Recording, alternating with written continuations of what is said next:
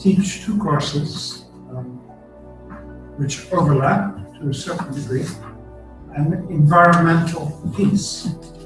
And the courses cover a complete wide range from sociology, psychology, through basic science.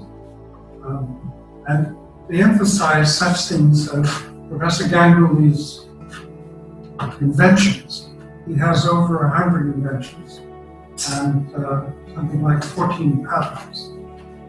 And of those, the most famous involve taking the exhaust fumes from internal combustion engines and reducing and oxidation chemical reactions to reduce the poisonous fumes down to a residue and basically carbon dioxide.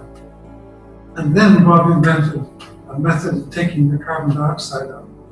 So that's an added advantage which is available. These automobile inventions have been enhanced in the last 2 years by his invention of a method of improving the burning of old engines. So when you put the oil or the gasoline into the engine, it burns at a higher temperature, and there are fewer pollutants to start with before the oxidation reduction process. So this is what he's most famous for. But the invention which he calls his billion-dollar invention is one that he worked on for his postdoctoral work at the University of Toronto, where he designed a desktop air purifier that takes air from the room, which has well over 130 trace gases which are toxic in them, and reduces them all below 50%, or below their critical levels. So he uses a living filter, and that process is very powerful because the microbes and the plants adapt to feed on the available nutrients in the air. So they come into the damp filter, and that surface then becomes a living filter. So much for Bob.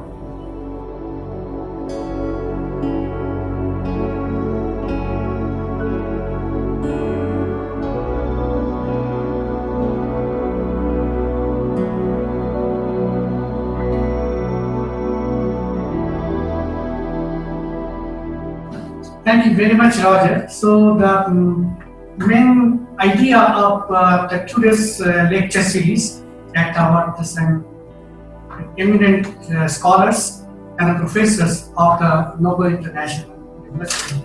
So they have presented and presenting. It is the Wycliffe College of the University of Toronto. So that time to time, so we get students, they come to take the programs and courses from other countries also, and also the other scholars are here, some engineers and some medical backgrounds, professional people, the IT personalities, and everybody's those are here, and also the students of the other university. They're taking a very special program under the Noble International University. So the idea is that we have to rebuild our planet. This is the environmental piece. This is a relation between the environment and human behavior. Right? We are responsible for our today's environmental problem, environmental holocaust, environmental toxicity, whatever happening. But all the medical doctors find out what is the result of the carcinogenic as well as all the different types of diseases, which are always that we are through our breathing, through our drinking of the water, from our soil. So we are not at all protected. Everywhere is the danger, the sign of danger. Unless we cannot clean our planet so that so that I believe that the total life of everybody of this planet will reduce, right? For the global warming, for all the problems that is causing to us again, for all of us. So on that junction, the global environmental peace concept was created. So by myself and my colleague Roger and Professor Hansell, so together, and we are trying to fix this planet through our green technologies, and always we invite the scientists, engineers, medical professionals. They come and we are working all together under the umbrella of the environmental peace as a concept. And the university was created only 6 years back, the Global International University. Up to PhD level, we have the programs, different programs in all the disciplines. This is not the peace through the church or the temple or the mosque. This is the peace that what we are going to bring in this planet. We have to save our humanity. We have to save ourselves for our own protection. We have to first we have to survive in order to proceed further. So this is the environmental peace.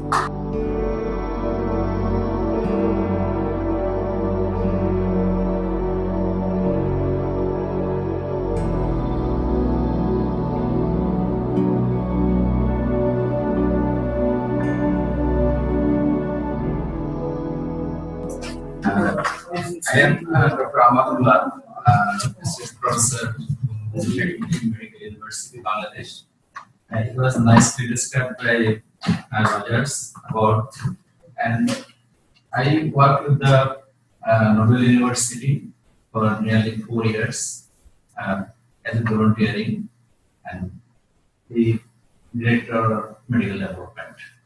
And my subject is another thing, some specialty, that is neurourology.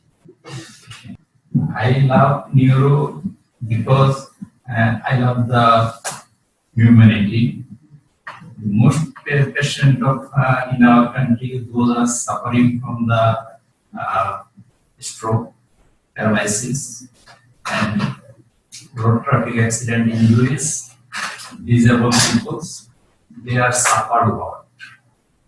You know, our progressive environment, everything is coming from the environment, and these people are neglected, and these people suffers, and most of the people die with the complications of the urinary tract infections, kidney failure, renal stones, and environmental diseases. So I choose that subject. Environment is nothing, simple thing. That is surrounding. Yes, exactly. This is surrounding. Surrounding. What are the things surrounding? What are the things surrounding? People, air, water, earth, everything. Animals. So here in this room, you just look where the people's here. Here the air is here, lighting is here, foods are here, dirt is here, maybe cockroach here. Right, but a lot. So here is the smart. This is computer. This computer radiate the radiations. There is a radiation also. You know, when you buy computer or something, you have to pay environmental fee for disposal. It needs the safe disposal. You cannot throw it in a garbage or anywhere in the country. So it needs a definite places to throw it out. So this is the environment. If you go out, I don't know if you go out from what. El cáncer de pulmón es una enfermedad que se origina con las células que forman todo el pulmón y que es consecuencia de un crecimiento anormal acelerado de una de estas células del pulmón, es consecuencia a su vez de la pérdida de la capacidad de autocontrol. Cuando una célula crece muy rápido, lo que hace es formar masas que al final pueden afectar el normal funcionamiento del resto del pulmón. El cáncer de pulmón es una enfermedad de relevancia sanitaria. De hecho, cáncer de pulmón es el tercero en incidencia después del cáncer colorectal y el cáncer de próstata de los sexos en mayoría de mujeres. Sabemos que la principal causa del tabaco, y de hecho por eso pues durante los últimos años se han establecido políticas anti-tabaco de ambientes libres de humo. El cáncer de pulmón es más frecuente en hombres que mujeres. De cada 5 hombres, una mujer va a padecer cáncer de pulmón, y que el riesgo de padecer cáncer de pulmón pues, aumenta con 30 o 40% de personas en las mujeres fumadoras, tanto fumadoras activas como fumadoras pasivas. Posición pasiva al tabaco también puede aumentar el cáncer. Diferencia de otras enfermedades, no tenemos sino que la alarma que es característica. Es una enfermedad que muchas veces los síntomas aparecen cuando el volumen de enfermedad, la enfermedad que no obstante, sí que es importante que las personas que puedan tener algún factor de riesgo, por ejemplo, la gente muy fumadora, pueden tener excepción de estos signos de alarma en determinadas situaciones, como puede ser, por ejemplo, un aumento de la tos, una expectoración con un poco de sangre. So you see the most important cause of lung cancer and lung disease, that is exposure to the carcinogen in the tobacco products accounts for 1/3 of all cancer deaths in the United States. 1/3 of all cancers. Smoking by cigarette, cigar, pipe smoking, chewing tobacco, snuff, and exposure to smoke are the link to the increased risk. Not only that smoking, the other products, cigar, pipe smoking, chewing tobacco. In Bangladesh, India, there is pan, bari, chata, jorda. This is the dry leaf of tobacco. And snuff is used by the butchers. And these are also the same bit. And it's heavier. The fat smoking is heavier in the tobacco than the cigarette. Yes. And if you roll them in the tobacco, instead of buying the filtered ones, that's heavier too when you roll them. It's heavier in the nicotine. You rolled it, but there are no filters. Now that's heavier Yes. So this is more than the filtered ones. And the filter, it filters at least some particle. Yeah. It filters. Filter cigarette is better than the filters.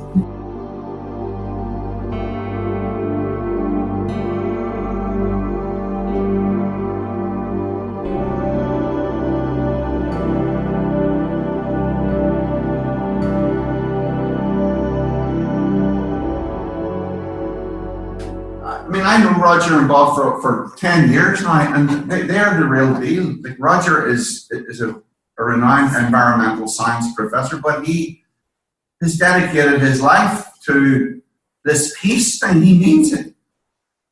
That's the connection there. So I get it. Thank you. I'm sorry, you know. No, I thought you were going to say something else, because with Russians, you never know what they're going to say.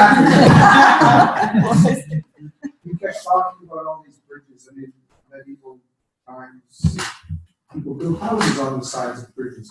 And all these bridges, really, what you're talking about is a city on it. That's right. In some ways, it's building you. Well, it's probably like the utopia. It's a bit like what was it? Francis Bacon. He wrote the book. Remember that it was I forget. It was called Utopia or something, but it was about the United States. They had just discovered the New World. Of course, that didn't work out. If we look at what's happening today.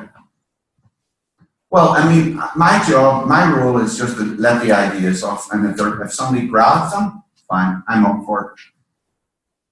But the undergraduate, it's just, I give up. Graduate, no, it's wonderful. They do get it. They could come in like this and they go out, they all tell me that. But it would be good if I was able to open this. But look, politics is corrupt. It's corrupt. It's the whole Western, I'm speaking for Western, I'm sure it's the same in the East. It's the same. Everybody, I live in every country. It's completely corrupted. So I haven't, that's why I haven't pushed it. I don't have any illusions.